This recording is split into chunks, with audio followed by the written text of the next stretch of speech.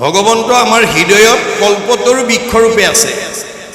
কল্পতৰু বৃক্ষ বেদৰ মতে প্ৰধানকৈ 3 জোপা, মনত ৰাখিব দেই। স্বৰ্গৰ কল্পতৰু পাৰিজাত, মৰ্ত্যৰ কল্পতৰু ভকত আৰু বৈকুণ্ঠৰ কল্পতৰু ভগৱান বা ভাগৱত। আপুনি ভাগৱতত যি বিচাৰে তাকে পাব, ভগৱন্তৰ পৰা যি বিচাৰে তাকে পাব। ল'ৰা লাগিলে ল'ৰা দিম, ছোৱালী লাগিলে ছোৱালী দিম। আজি আমাৰ বহুত দম্পতীয়ে ভাগৱতৰ এই দৰ্শনটো নজনাৰ কাৰণে বহুত কোৱালিফাইড, বহুত উচ্চপদস্থ বিষয়ত চাকৰি কৰা বহু দম্পতী বাঞ্ছিত ফলৰ পৰা বঞ্চিত হৈ আছে। কিয়? তেওঁলোকৰ পুথিগত ডিগ্ৰী একদম চূড়ান্ত। কোনোবাই ডক্টৰেট ডিগ্ৰী লৈছে, কোনোবাই মাষ্টাৰ ডিগ্ৰী লৈ ডিগ্ৰীৰ ক্ষেত্ৰত একদম চূড়ান্ত হৈ আছে, কিন্তু আধ্যাত্মিক দিশত নাই বা ভাগৱতৰ এই আধ্যাত্মিক দিশটো নজনাৰ কাৰণে আজি আমাৰ বহুত দম্পতী বাঞ্ছিত ফলৰ পৰা বঞ্চিত হৈ আছে। মই সেই বিষয়ে বহলকৈ আলোচনা কৰি যাম। এতিয়া আমাৰ এই বৃহদত ৰজাই যি 2গৰাকী ভাৰ্যা বিয়া কৰাই বৃদ্ধ বয়সলৈকে সতী সন্ততি নাই। সেইকাৰণে ৰজাৰ পাৰ্থিৱ সম্পদবিলাকে তেওঁক সান্তনা দিব পৰা নাই। মই অলপ আগতে কৈছোঁ যে আমাৰ পাৰ্থিৱ ধন সম্পত্তি যিবোৰ আমি ঘটিছোঁ বা আছে, সেইবিলাকে আমাৰ মনৰ সন্তুষ্টি দিব নোৱাৰে আৰু বাঞ্ছিত ফলবিলাক আমাক সেইবিলাকে দিব নোৱাৰে। সেইকাৰণে আমাৰ গুৰুজনাই কৈ থৈ গৈছে, আন যত হবে মিছা ভক্তিৰ অভাৱে। আপোনালোকে ভাবিবলৈ শিকক আৰু শিকাওক। আপোনালোকে এই 5 দিনীয়া অনুষ্ঠান পাতিবলৈ ভাবিলে উদ্যোক্তাসকলে, গাঁওবাসীয়ে কাৰণেহে পাৰিছে। ভাৱেন লভতে সৰ্বম, ভাৱেন দেৱদৰ্শনম, ভাৱেন লভতে পৰম জ্ঞানম, তস্মাৎ ভাৱ অৱলম্বনম। আমি ভাবিবলৈ শিকিব লাগিব দে, জানিব লাগিব। আজি ভাবিবলৈ নজনাৰ কাৰণে আমাৰ বহুত দম্পতী বাঞ্ছিত ফলৰ পৰা বঞ্চিত হৈ আছে, কিন্তু ভগৱান আমাৰ হৃদয়তে আছে। আমি কেনেকৈ ভাবিব লাগিব? এই কাহিনীৰ মাজেদি আমাক এটা দেখাই আছে যে বৃহদত ৰজাই 2গৰাকী যজা কইনা বিয়া কৰাই বৃদ্ধ বয়সলৈকে সংসাৰ কৰাৰ স্বত্তেও সতী সন্তান নাই। তথাপিতো তেওঁ কামনা এৰি দিয়া নাই। তেওঁ কি কৰিলে? চিন্তাম্বিত ভৈল ৰাজা মনে নাহি সুখ, হৰি হৰি পাপী নেদেখিলো পুত্ৰ মুখ। ৰজা হ'ল, ৰাজকীয় সম্পত্তি, ৰাজকীয় সন্মান, ৰাজকীয় ভোগ সকলো কৰিছে, কিন্তু পুত্ৰ নোহোৱাৰ কাৰণে তেওঁ প্ৰকৃত আনন্দৰ পৰা বঞ্চিত হৈ আছে। এই কথা তেওঁ নিজে স্বীকাৰ কৰিছে। গৌতম নন্দন কৌশিক মুনিবৰ, তীব্ৰ তাপে শ্ৰান্ত টান ভৈল কলেবৰ। যে গৌতম ঋষিৰ পুতেক কৌশিক মুনিয়ে উগ্ৰ তপস্যাৰ দ্বাৰা তেওঁ গোটেই শৰীৰ জ্বলন্ত কৰি ৰাখিছে। আপোন ইচ্ছাই ঋষি গৈল টান ঠাই, বৃক্ষমূলে বহিল শীতল ছায়া পায়। যে নিজৰ ইচ্ছামতে ঋষিয়ে গৈ সেই ৰাজ্যত এজোপা গছৰ তলত গৈ ছাঁ পাই তাতে বহিলগৈ। বৃহদত ৰাজা 2 পত্নী সমন্বিতে, আগবাঢ়ি ঋষিক পুজিলা বিধিমতে। যে তেওঁৰ ৰাজ্যত গৈ এজোপা বৃক্ষৰ তলত সেই গৌতম নন্দৰ পুতেক কৌশিক মুনিয়ে বহি থকা দেখি পাই সপত্নীৰে সৈতে গৈ তেওঁক বিধিমতে সেৱা জনাইছে। দিব্য পঞ্চামৃত ৰাজা কৰাইলা ভোজন, তুষ্ট হোৱা ঋষি পাছে বুলিলা বচন। তেওঁক দিব্য পঞ্চামৃত অন্ন ভোজন কৰোৱাৰ কাৰণে ঋষি তেওঁলোকৰ আপ্যায়নত সন্তুষ্ট হৈ ক'লে, তোমাক কি বৰ লাগে কোৱা। তুষ্ট ভৈলো ইষ্টবৰ লৈও নৰপতি, সভাৰ যে নিৰ্পতি পাছে কৰিলা কাকুতি। এয়া ৰজাই যি মহান উদ্দেশ্য আশা লৈ পেলাই তেওঁৰ কাষত গৈছিল, সেই আশাৰ সঞ্চাৰ দেখি তেওঁ পৰম আনন্দিত হ'ল। মনত ৰাখিব দেই, ভগৱান আমাৰ হৃদয়তে আছে। আপুনি ভাবক, ভাবিবলৈ শিকক। ভাল কাম এটা কৰিম বুলি ভাবিব লাগিব। ধন থাকিলেও কৰিব নোৱাৰিব পাৰে যদি নাভাবে। সেইকাৰণে আমাৰ ভাগৱতত গীতাত দেখুৱাইছে, কৃষ্ণই অৰ্জুনক কৈছে, শুনা ধনঞ্জয়, ধন নহ'লে কাৰ্য নিশিজয়। মই তোমাক ধনটো সৎকাম কৰিবৰ কাৰণে দিছোঁ আৰু জীৱনৰ নিৰাপত্তাৰ কাৰণে দিছোঁ।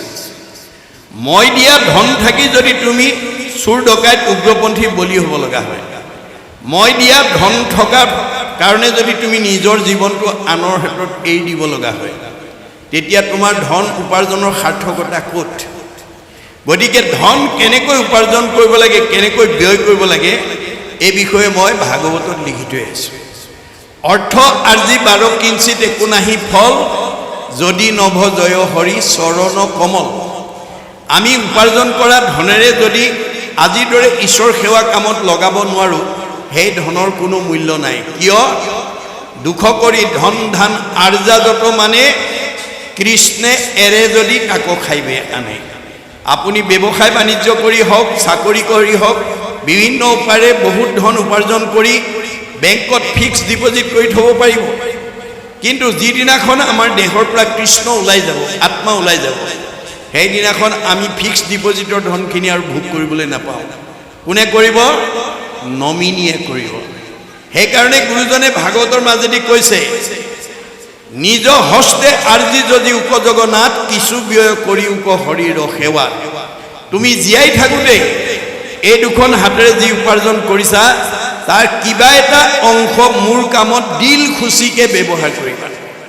জীৱা কিছু আছে ধন, তেজাত আৰু মোহমন, কিছু ব্যয় কৰা হৰি অৰ্থে। বোলে কি লাভ কি হ'ব? তেবেকে ভকতি বাঢ়ে, মাধৱত প্ৰেম চৰে, তেবে ধন নাযায় তাৰ ব্যৰ্থে। আজি 5 দিনীয়া কাৰ্যসূচী সফল ৰূপায়ণৰ কাৰণে আপোনালোকৰ এই শালমাৰী সমাজৰ গাঁৱৰ ৰাইজে সামৰ্থ্য অনুসৰি কোনোবাই 10,000, কোনোবাই 5,000, কোনোবাই 2,000, কোনোবাই 1,000, কোনোবাই চাহ জলপান, কোনোবাই অন্ন আদি দিছে। দেখাত খৰচ হৈছে, আচলতে জমা হৈছে। কেনেকৈ? এক গুণ লগাইলে অনন্ত গুণ হয়, নাজানি মুগুদ হবে ধন সাঞ্চিত হয়। ভগৱানে কৈছে, মোৰ কামত এগুণ লগালে মই তোমাক অনন্ত গুণ দিম। মই ভকতৰ ধাৰ নেখাওঁ। তুমি 2 হাতে দিবা, মই 4 হাতে দিম। তুমি এগুণ লগাবা, মই অনন্ত গুণ লগাম। মই ভকতৰ ধাৰ নেখাওঁ। আৰু তাৰ উদাহৰণ দ্ৰৌপদীৰ ক্ষেত্ৰত দেখুৱাই থৈ গৈছে। আপোনালোকে জানে, কৃষ্ণৰ 16,108 গৰাকী ভাৰ্যা, 8 গৰাকী চবতকৈ ধুনীয়া, যাক অষ্টমহিষী বুলি কয়। কৃষ্ণই বাকীবিলাকতকৈ 8 গৰাকীক বেছি ভাল পায়, তেওঁলোকতকৈ আকৌ দ্ৰৌপদীক বেছি ভাল পায়। এই কথাটো জানি 8 গৰাকীৰ মনত খুব যে আমি ইমান ধুনীয়া ধুনীয়া 8 গৰাকী থাকোঁতে এওঁ আকৌ দ্ৰৌপদীকো ভাল পায়। কৃষ্ণ সকলোৰে হৃদয়তে আছে, কোনে কি ভাবে চব জানে। মই কিয় ভাল পাওঁ, এই কথাটো যদি বাস্তৱ উদাহৰণৰ জৰিয়তে এওঁলোকক দেখুৱাই থৈ যাব নোৱাৰোঁ, অনাগত দিনত এওঁলোকে এই বিষয় লৈ মোৰ ওপৰত ক্ষোভ কৰিব, জেদ কৰিব। গতিকে 8 গৰাকীক সংস্কাৰ কৰাৰ উদ্দেশ্যে তেওঁ তাৎক্ষণিকভাৱে এটা কৰ্ম আঁচনি যুগুত কৰি অস্ত্ৰ পৰিচালনা কৰি আছে আৰু দ্ৰৌপদীক আমন্ত্ৰণ কৰিছে। অস্ত্ৰ পৰিচালনা কৰি থাকোঁতে হঠাৎ অস্ত্ৰ লাগি আঙুলি কাটি তেজ ওলাবলৈ ধৰিলে। কৃষ্ণৰ আঙুলি তেজ ওলোৱা দেখি 8 গৰাকীয়ে ফটা কাপোৰ বিচাৰি ভিতৰ সোমালে। সেই সময়তে দ্ৰৌপদী আহি তেওঁৰ সন্মুখত উপস্থিত হ'ল আৰু কৃষ্ণৰ আঙুলি তেজ ওলোৱা দেখি তেওঁ অকণো অপেক্ষা নকৰি পিন্ধি যোৱা শাৰীখনৰ আঁচল এটা ফালি তৎক্ষণাৎ কৃষ্ণৰ আঙুলি বান্ধি তেজ ৰাখি দিলে। 8 গৰাকীয়ে ফটা কাপোৰ লৈ আহি চাই, দ্ৰৌপদীয়ে আঙুলি বান্ধিলেই, ভালেতো এওঁক ভাল পায়। সেইদিনাহে বুজি পাইছে যে কৃষ্ণই আচলতে দৈহিকভাৱে নহয়, ভক্তিত ভাল পায়। তেওঁলোক সংস্কাৰ হৈ গ'ল, কিন্তু দ্ৰৌপদীৰ এটুকুৰা বস্ত্ৰ ধাৰ লাগিল।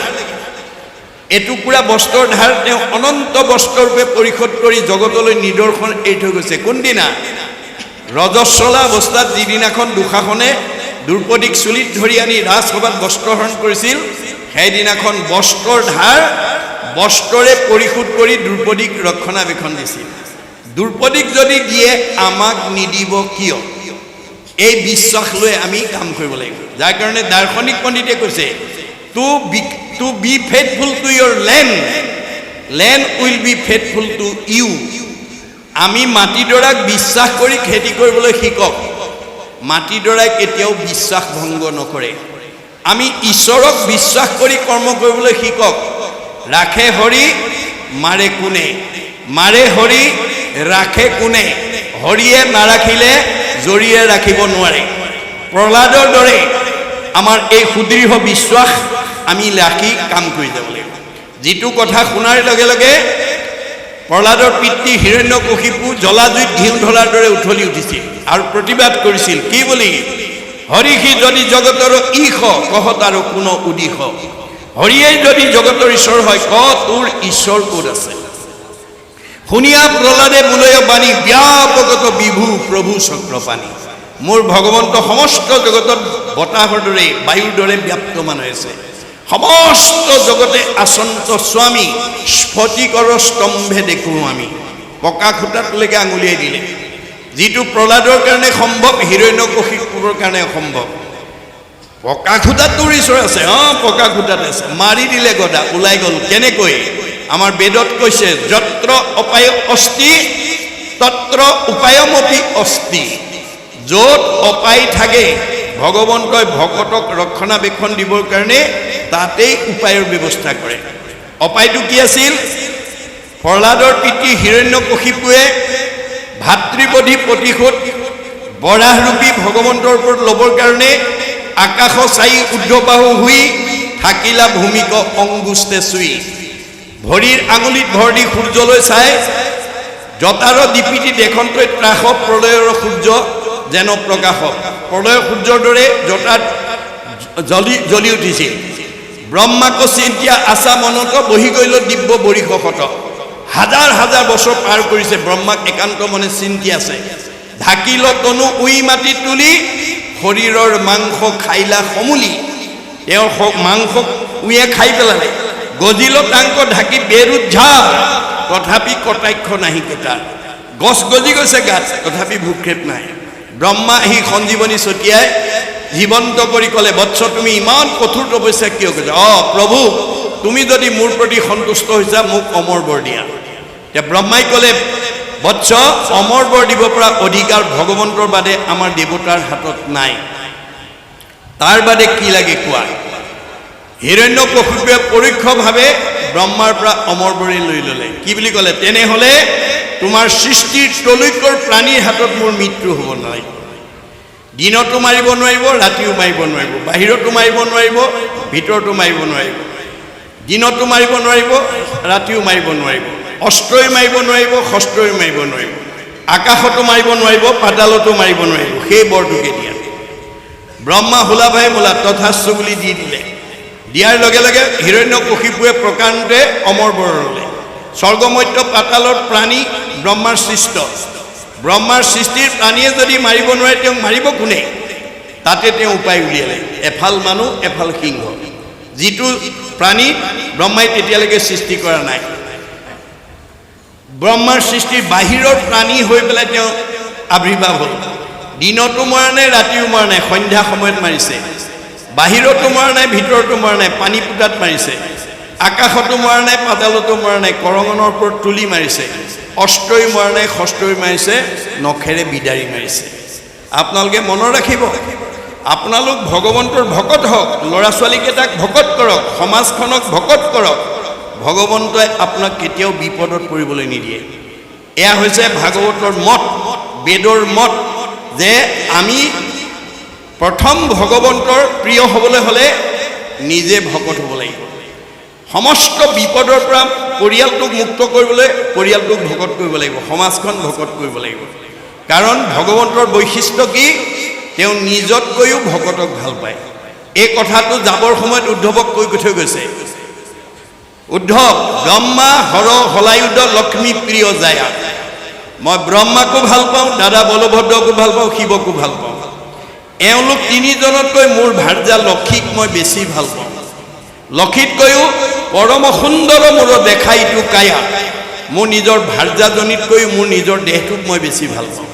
আৰু মোৰ নিজৰ দেহটোতকৈও সবাতো অধিক তুমি মোৰ প্ৰিয়তম নাহি আন বান্ধৱ উদ্ধৱ তুমি হম মই নিজতকৈও তোমাক ভাল পাওঁ মনত ৰাখিব এটো ভগৱন্তৰ মুখৰ বাণী বেদৰ বাণী শাশ্বত সনাতন এতিয়া আমি ভাগৱতৰ এই কথাটো জনাৰ পিছত আমি ঈশ্বৰৰ প্ৰিয় হ'বলৈ হ'লে মই ভকত হ'ব লাগিব মোৰ পৰিয়ালটোক ভকত কৰিব লাগিব সমাজখনক ভকত কৰিব লাগিব ভকত কৰিবলৈ চেলেং গামোচা ডিঙিত পিন্ধাই দিলে নহ'ব চেলেং গামোচা ভকত নহয় ভকত হ'বলৈ হ'লে আমাৰ তিনিটা আখৰৰ বৈশিষ্ট্য আমাৰ গাত লাগিব ভকত ভ আখৰে কি কৈছে ভ শব্দে ভগৱন্ত ভৱ বিমোচন ভজন ভক্তিত তুষ্ট হুৱন্ত সিজন ভগৱন্তই কাক ভাল পায় মানুহৰ জন্ম পায় যি পুৱা গধূলি গা পা ধুই ধূপ এডাল জ্বলাই ঈশ্বৰ উপাসনা কৰে সেইজনক ঈশ্বৰে ভাল পায় মাক দেউতাকে কোন ল'ৰা ছোৱালীক ভাল পায়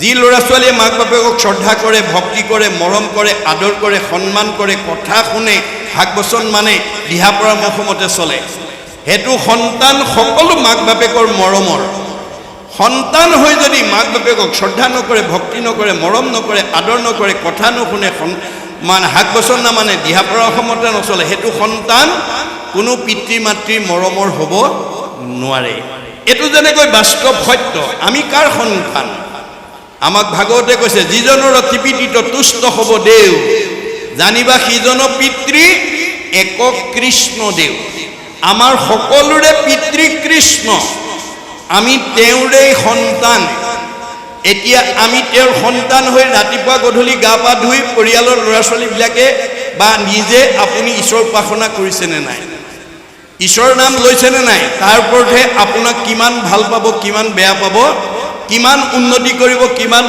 অধুনতি যাব নিৰ্ভৰ কৰিব গতিকে এক নম্বৰ ভ আখৰটো আমি মানুহৰ জন্ম পাই যাতে ঈশ্বৰক ভজনা কৰিব পাৰোঁ তাৰ প্ৰতি আমি গুৰুত্ব দিব লাগিব ক শব্দে কৃষ্ণ ভজি পবিত্ৰ পৰম আত্মাক দেখন্ত কৃষ্ণ সমস্ততে সম ক আখৰটোৱে কৈছে আত্মা দৃষ্টিত আমি সকলো সমান আত্মাৰ মতা নাই মাইকী নাই বগা নাই ক'লা নাই ওখ নাই চাপৰ নাই শকত নাই ক্ষীণ নাই আপোন নাই পৰ নাই চুত নাই বৰ নাই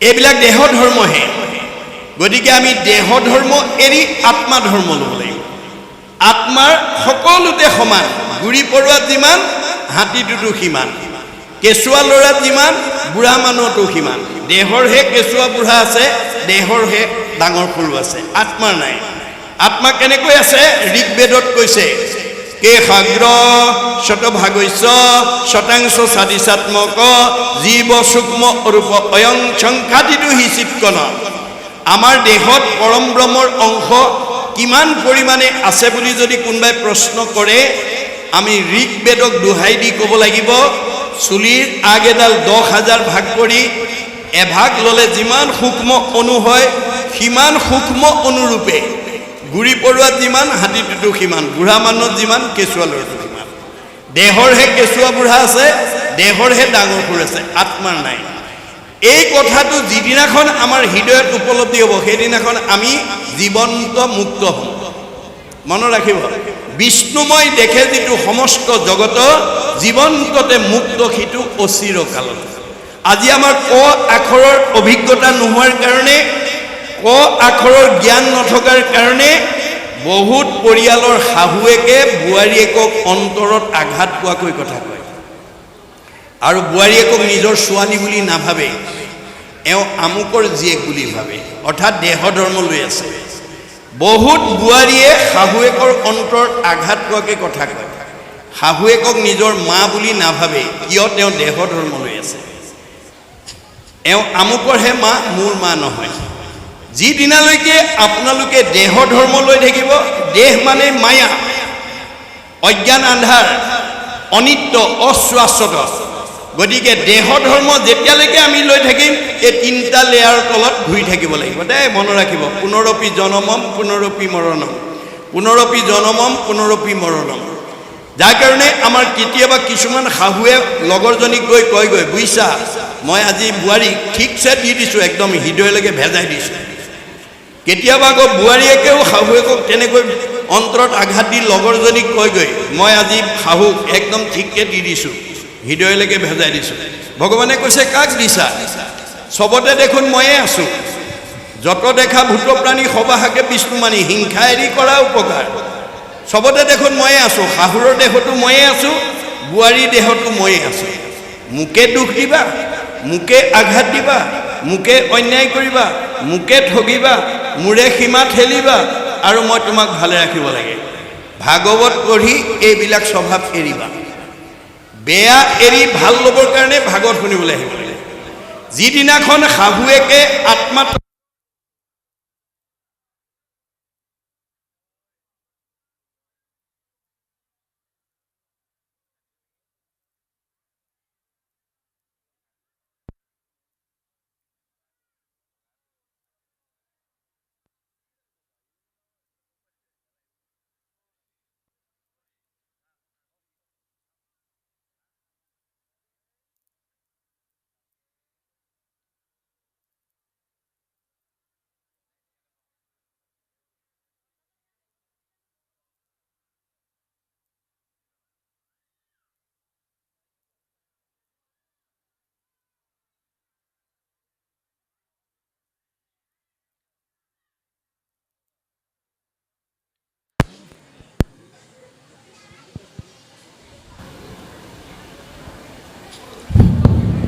যিদিনাখন শাহুৱেকে ক আখৰৰ তত্ত্ব বুজি আত্মজ্ঞান উপলব্ধি কৰি বোৱাৰীয়েকক নিজৰ ছোৱালী বুলি ভাবিব, আৰু যিদিনাখন বোৱাৰীয়েকেও ক আখৰৰ তত্ত্ব বুজি আত্মদৃষ্টিত শাহুৱেকক নিজৰ মাতৃ বুলি ভাবিব, সেইদিনাখনৰ পৰা আৰু সেইখন ঘৰত শাহু বোৱাৰী কেতিয়াও মনোমালিন্য হ'ব নোৱাৰে। মনত ৰাখিব কথাটো।